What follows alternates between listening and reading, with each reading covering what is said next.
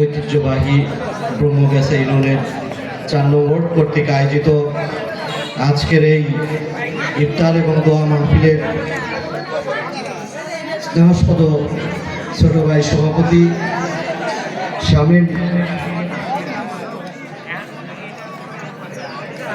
আয়োজক কমিটির অন্যতম সদস্য 4 নং ওয়ার্ডের সাবেক সাধারণ সম্পাদক ওয়াজেদ, প্রচার সম্পাদক দুদু সহ আজকে আমাদের মাঝে উপস্থিত হয়েছেন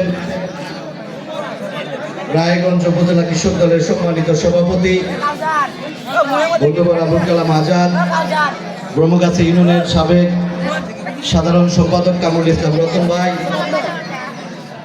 যুবদল নেতা মঞ্জু ভাই, ব্রহ্মগাছা ইউনিয়নের 2 নং ওয়ার্ডের সাবেক সভাপতি শাহজাহান আলী স্বপন ভাই, স্বেচ্ছাসেবক দল সিরাজগঞ্জ জেলা আহ্বায়ক কমিটির সংগ্রামী সদস্য আলাউদ্দিন মেম্বার, যুবদল নেতা লিটন, জাসাসের নেতা আয়ুব আলী,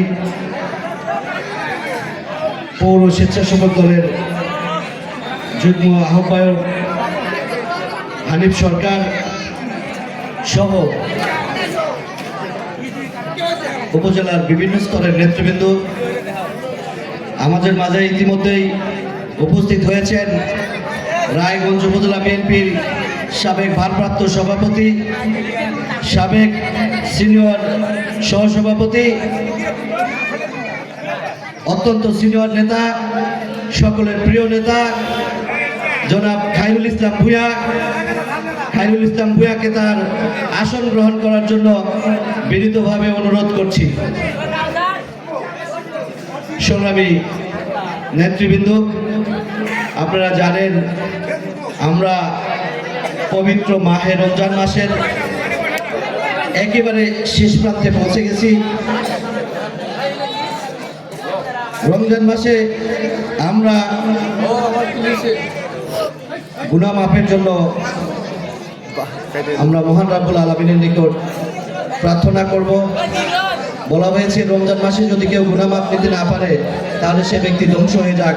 কাজেই আমরা চাই যে রমজান মাসে উছিলা করে মহান রাব্বুল আলামিন যেন আমাদেরকে মাফ করে দেন, আমাদের সকলকে যাতে হেদায়েত দান করেন, আমরা যাতে 5 ওয়াক্ত নামাজ আদায় করতে পারি এবং এই রমজানের পরেও যাতে আমরা আমাদের যে ধর্মীয় বিধানগুলি রয়েছে, বিশেষ করে নামাজ, রোজা, হজ, যাকাত, এগুলো সঠিকভাবে পালন করতে পারি, ন্যায় এবং সততার উপরে যাতে আমরা প্রতিষ্ঠিত হতে পারি।